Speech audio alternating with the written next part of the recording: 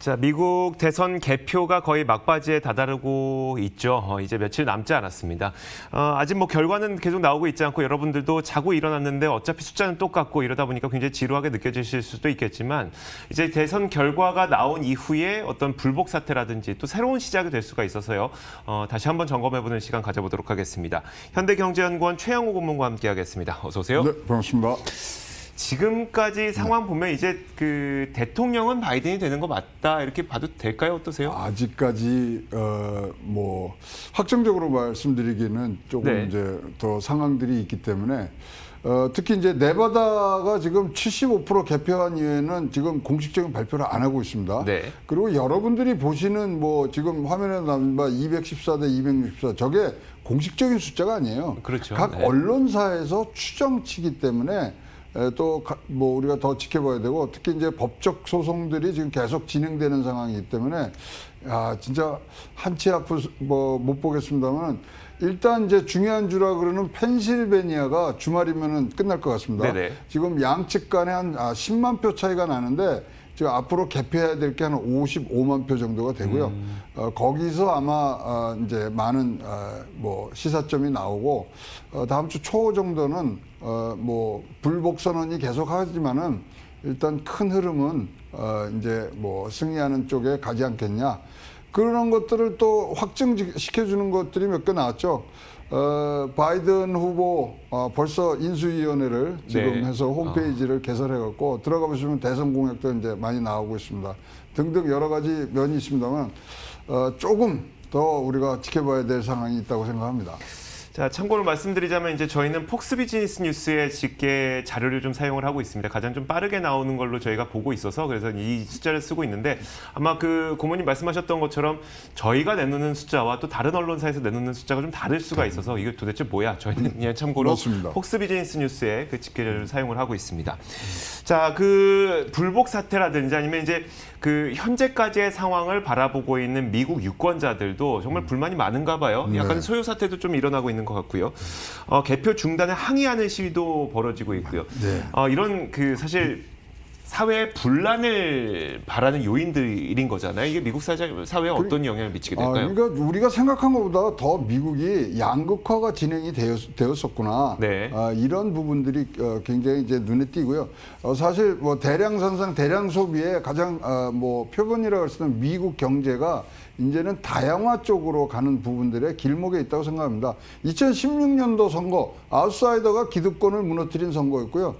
지금 2020년도는 새로운 패러다임으로 넘어가는 그런 뭐 출생의 아픔, 산고가 있는 그런 선거라고 보여지는데요. 이제 제가 보기에는 2024년도 이번에 뭐 사전선거 운동뿐만 아니라 우편 투표들이 많이 된 걸로 봐서는 전자민주주의로 갈 수 있는 또 길목에서 이것들을 보여지고요.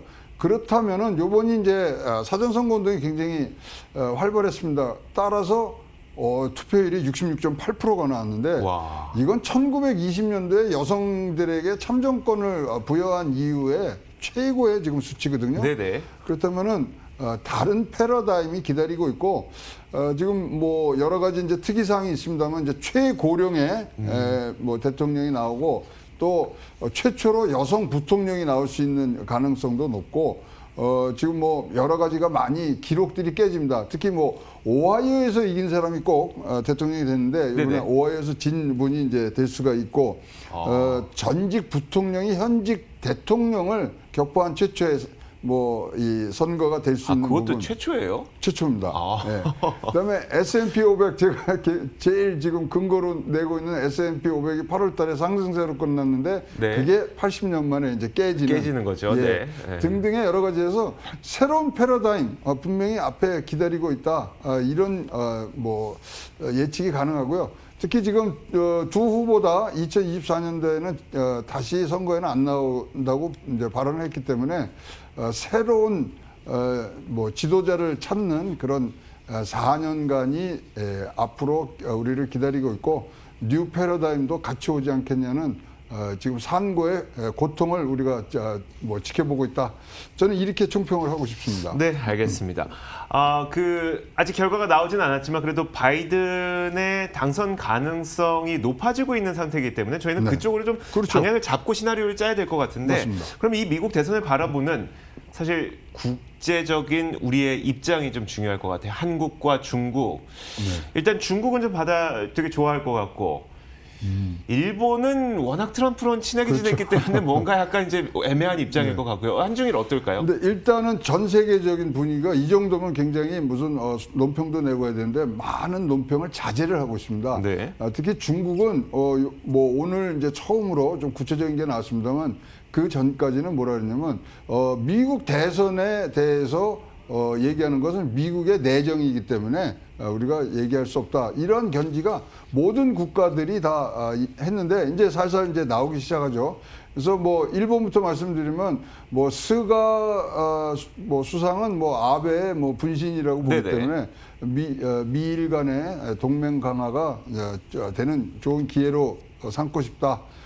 또 이제 중국은 조금 이제 견제하는 분위기, 미중 무역 전쟁이 이제 좀 완화되고 같이 나아갔으면 좋겠다 이런 부분들이 지금 슬슬 나오고 있습니다만은 아마 이제 이 뭐 주말이면은 윤곽이 나오지 않겠습니까? 네네. 그래서 그것이 지난 이후에 이제 조금 더 구체적이고 뭐 많은 부분들이 좀 자기 국가와 국익과 미국의 국익이 합쳐지는 부분들에 대한 얘기들을 할 것 같은데요.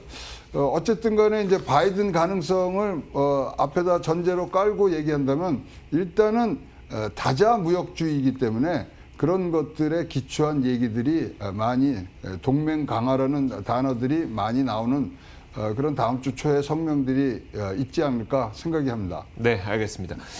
중국과 미국 간의 관계를 조금 더 자세하게 볼게요. 미중 무역 갈등을 우리는 몇 년간 겪었기 때문에 사실 그때 나왔던 이야기가 물론 트럼프 대통령이 굉장히 강경한 입장을 보이곤 있긴 하지만 뭐 민주당과 공화당 가릴 것 없이 중국의 어떤 기술의 탈취라든지 이런 것에 대해서는 문제점을 삼고 있다고 얘기를 했거든요. 네. 바이든이 당선이 된다면 물론 어떤 분위기는 매우 좋아질 것으로 보이긴 하는데 좀 어떻게 될 것 같으세요? 근데 사실 민주당이 더 보호무역주의적인 그런 이 당의 정책을 갖고 있기 때문에 지금 뭐 트럼프의 그런 어떤 반대되는 일을 할 것 같지만 중국에 관해서는 똑같은 일을 할 것 같습니다. 네.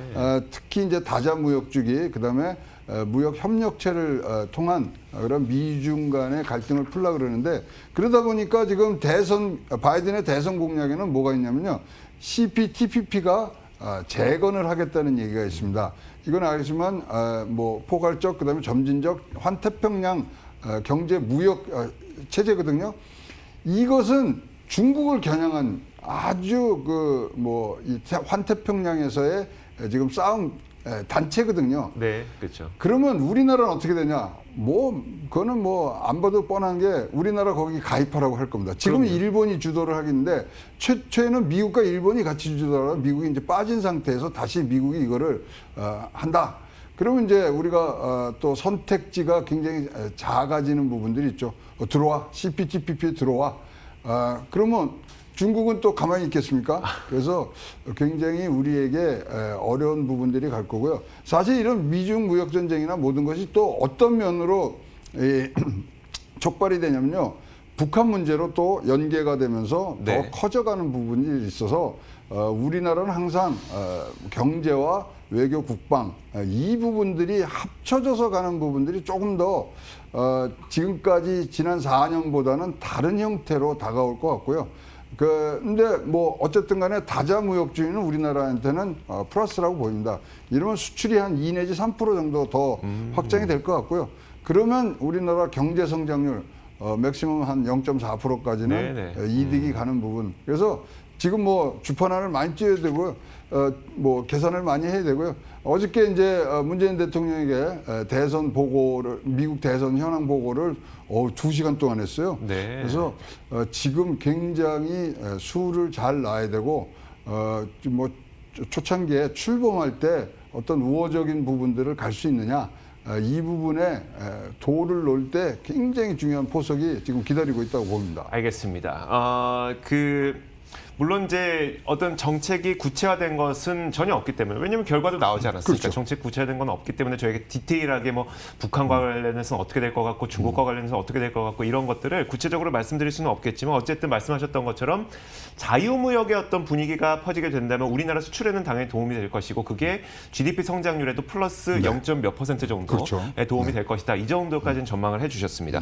자, 이제 시장 영향을 한번 살펴볼 텐데, 일단 이번 조합에 대해서는 되게 긍정적으로 받아들이는 그렇죠. 것 같아요. 왜냐하면 이제 바이든의 공약 중에 하나가 이제 기술 대기업들에 대한 규제가 있었거든요. 네네. 그리고 뭐 심지어는 그걸 회사를 분할해라, 애플을 분할해라 뭐 이런 얘기가 있는데, 거기에 대한 완충으로 분명히 공화당 상원 뭐 다수당이 된 공화당이 좀 막아줄 거고요. 특히 증세 부분 이 부분에 대해서도 조금 막아줄 수 있는 부분.